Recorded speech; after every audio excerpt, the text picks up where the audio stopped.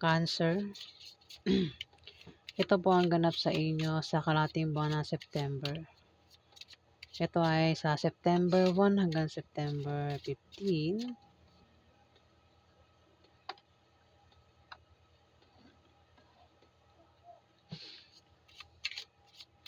Kung hindi kayo ang tinutukoy, maaaring ibang cancer po ang tinutukoy sa reading na ito.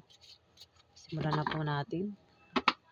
Ano ang ganap sa mga cancer sa September 1 hanggang September 15?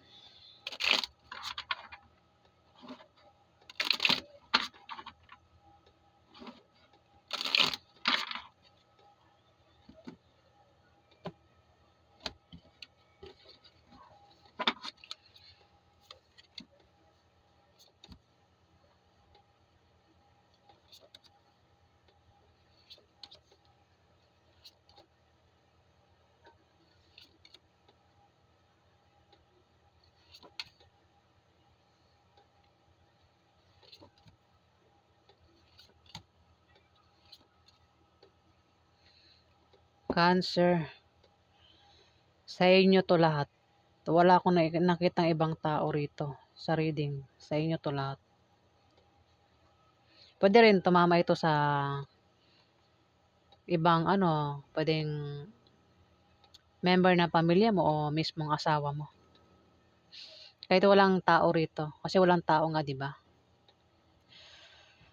Sa kalahating buwan ng September, Cancer, ang iba sa inyo ay may trabaho at nagbabalak mag-resign kasi mag-apply sa ibang kumpanya. Wait lang. Nabubulol na naman ako. At ang iba sa inyo, teka, ayan, katok tayo. At ang iba naman sa inyo, Cancer, ay wala talagang trabaho at maisipan nyo mag-apply sa kalahating buwan ng September. At sa inyo daw pag-apply, pag-travel, may makikilala daw kayo na pwede nyo maging karelasyon o pwede maging third party yan kung kayo ay may karelasyon na. Meron daw kayong kapartner. Ang iba naman sa inyo, ang iba na may negosyo ang iba sa inyo. Maaaring ang iba sa inyo may trabaho pa. Siguro hindi pa kayo nag-resign, nagbabalak pa lang kayo mag-resign. Kasi nga meron kayong kasama rito ang hindi nyo kasundo sa trabaho mo o sa negosyo mo, Cancer. Maring siya yung nagbibigay ng problema mo dito. Kaya dito parang gusto mo mag-resign dahil sa kanya, Cancer. Kung ito naman ay negosyo, may kasama ka dyan sa negosyo mang hindi mo kasundo, Cancer. Maring siya yung nagbibigay ng problema mo. Ayan, baka naman mismo yung kasama mo sa negosyo mo o sa trabaho mo ay mismong karelasyon mo. Pwede rin naman na hindi mo yung kaano-ano. Pero yung taong ito may gusto raw sa'yo kung hindi mo yung kaano-ano, Cancer. Pwede nga ang iba sa inyo ay may kasama kayo dyan na sa trabaho nyo na bakla o tomboy. May gusto sa inyo. Ang taong ito, Cancer, at maaaring magka-problema raw kayo sa kanya. Mukhang siya rin yung nagbibigay nga talaga sa inyo ng problema kaya ang iba sa inyo ay nagbabalak mag-resign.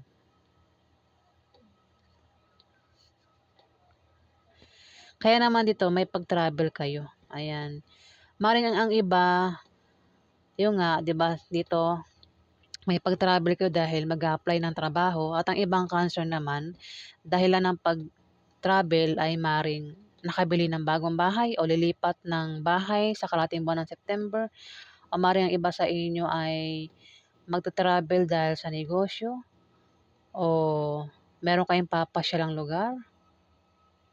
O baka naman, ano pang dahilan, basta ibang dahilan naman. Kasi dito, sure ito. Ang iba sa inyo ay mag-a-apply ng trabaho. Yun yung dahilan ng pag-travel. At dito, ang iba, maring ibang dahilan ng pag-travel nyo dito. Dito, may hadlang dito, Cancer. Ito yung taong magbibigay ng problema sa iyo sa kalahating buwan ng September, Cancer. Ang taong ito ay humahadlang sa iyo para hindi ka maging masaya. para hindi, kumbaga, ito yung ano, gumagawa ng paraan para pabagsakin ka, Cancer. Maaaring ito'y naiinggit sa'yo at may pagka-marites ito, Cancer, Puwede ito yung naninira din sa'yo o ito'y kung meron kang negosyo, ito yung sumisira sa negosyo mo, Cancer. At maaaring magkaroon ng away sa inyo sa kalahating buwan ng September ng taong ito. Kung mapaway ka, mag-ingat ka raw sa iyong pagsasalita na makaiwas ka sa malalang argumento at maiwasan mo rin yung demandahan sa inyo ng taong makaaway mo. Kung meron ka raw kahilingan at pangarap, maaaring magkatotoo sa kalahating buwan ng September. Ayan, kung meron kang kahilingan sa ngayong buwan ng August, ayan, maaaring magkatotoo sa kalahating buwan ng September, Cancer. Kahilingan o wish, ay kahilingan. Pangarap o wish. Ayan. Yung kahilingan tsaka wish at tsaka basta yun na yung kahilingan daw at pangarap. Ayan, magkakatotoo. Ten of Diamond, may pagbabago sa kaperahan mo, Cancer, sa kalahating buwan ng September. Ayan.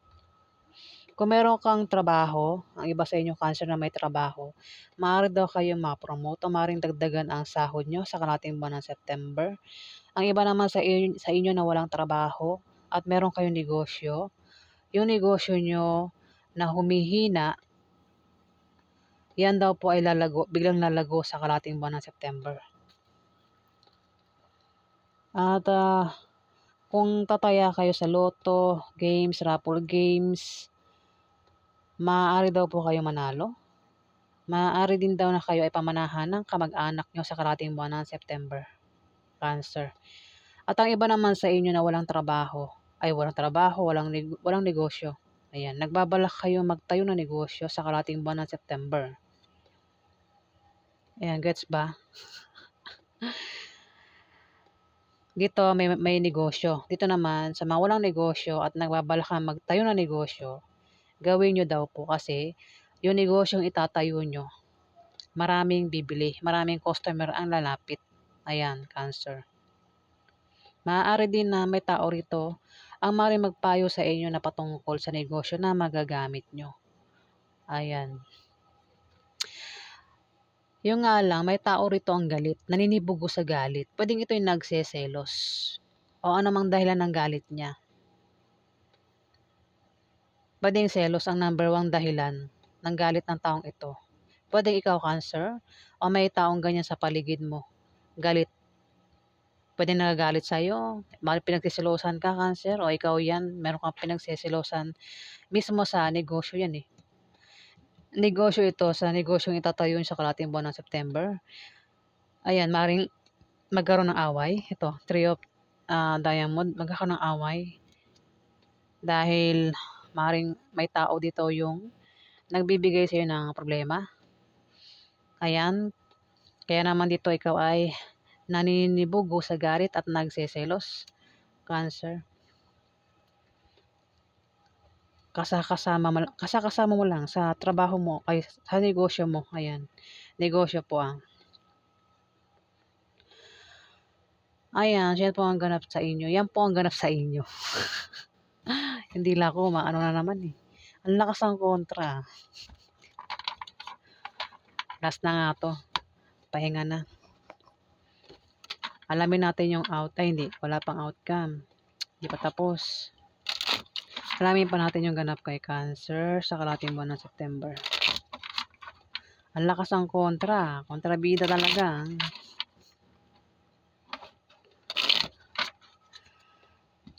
Lumilipad na naman yung utak ko Kaya napapalpak tong ginagawa ko dahil sa mga kontra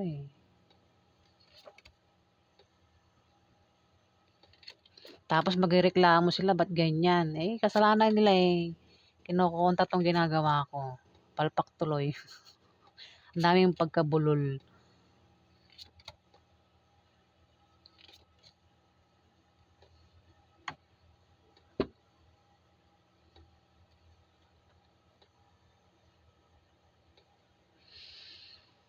Yung nga, Cancer, may magbibigay dito ng problema, no? Kaya naman, yung taong bibigyan ng problema rito ay magkakaproblema. Cancer, maaaring bigyan ka ng problema ng isang Aries Leo Sagittarius, babae, sa kalahating buwan ng September. Kaya naman ikaw ay magkakaproblema dito, Cancer. Nangangati ako. Nangangati talaga ako. Naglagay na ako ng katul eh.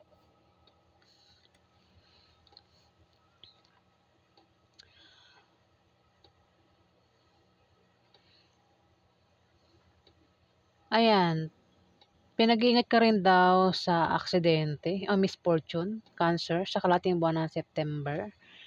Kung meron ka negosyo, ingatan mo yung negosyo mo na mabankrupt. Ayan, Cancer.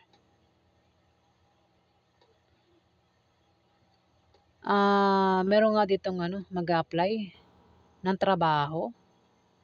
Pwede ang iba sa inyo ay ikaw yung mag-apply at ang iba naman sa inyo ang mag-apply ng trabaho yung asawa nyo, Cancer. Ayan, kasi sumunod dito yung Three of Clubs eh. Maring asawa nyo yung mag-apply dito ng trabaho, yung iba sa inyo na Cancer. At sa kanyang pag-apply may makikilala siya na pwede niya maging karelasyon o pwede maging third party. Pag-apply o pag-travel niya, makilala yun. May tao naman dito, Cancer, ang may malalamang masamang balita sa kalahating buwan ng September. Pwedeng ang makaalam ng masamang balita ay isang Capricorn, Virgo, Taurus. O maaaring patungkol sa kanya yung masamang balita. May third party rito eh. Pwedeng ang malamang masamang balita ay may third party. Ayun, pwedeng ang makaalam ay isang Capricorn, Virgo, Taurus. O siya yung third party. Cancer. Capricorn, Virgo, Taurus, lalaki. O may tao raw dito basta makakaalam ng masamang balita. May malalamang masamang balita na ipag-aalala niya. Pwedeng mabalitaan niya na may third party. Yung karelasyon niya, o maring may third party yung anak niya. Ayan.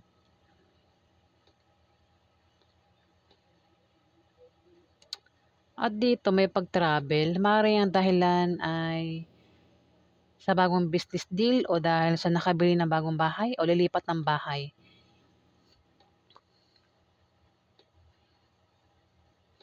Pwede rin, baka yung third party ay isang Capricorn, Virgo, Taurus, lalaki. Siya yung magta-travel dito sa kalahating buwan ng September.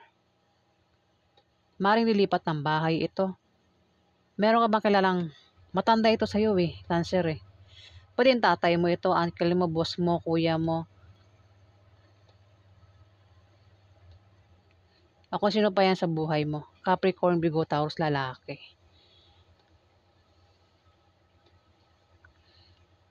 Pwede siya yung makatanggap ng masamang balita o patungkol sa kanya yung malaman mo na masamang balita patungkol sa kanya yun. Gets ba? Pati ako nalilito na rin eh. Ayan, basta may third party. Pwedeng siya rin yung third party. Ayan, Cancer.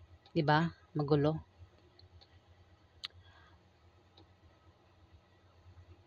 Ayan, so yan ang graph sa inyo. Bala na kayong umitindi Kung naka-resonate kayo o hindi. Kung hindi, edi maaaring sa ibang Cancer yan. Basta may tao rito ang paparating na masamang balita sa kalahating buwan ng September.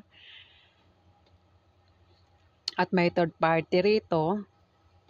Pwede ikaw yung may third party o yung karelasyon mo yung may third party, Cancer. O maring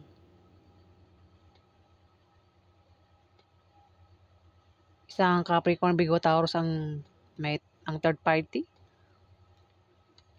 Dito ko nalilito talaga eh.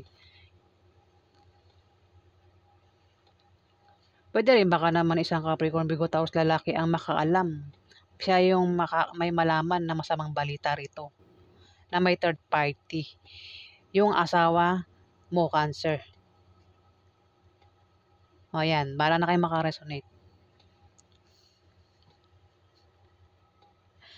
Alamin natin yung outcome.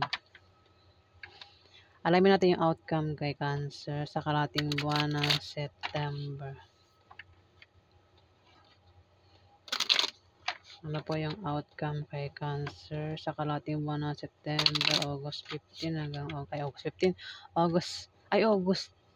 September 1 to September 15. Tamo lumilipad talaga yung utak ko. Ano ba nangyayari na? Ano nangyayari sa akin? Ano po yung outcome kay Cancer sa September 1 to September 15? Nababaliw ka na.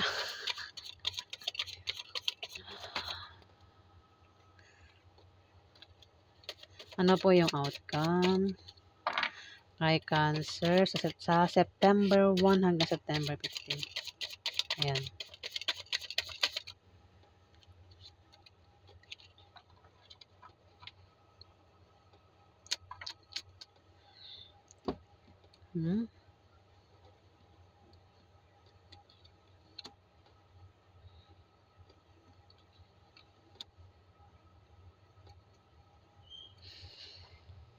May tao dito, Cancer,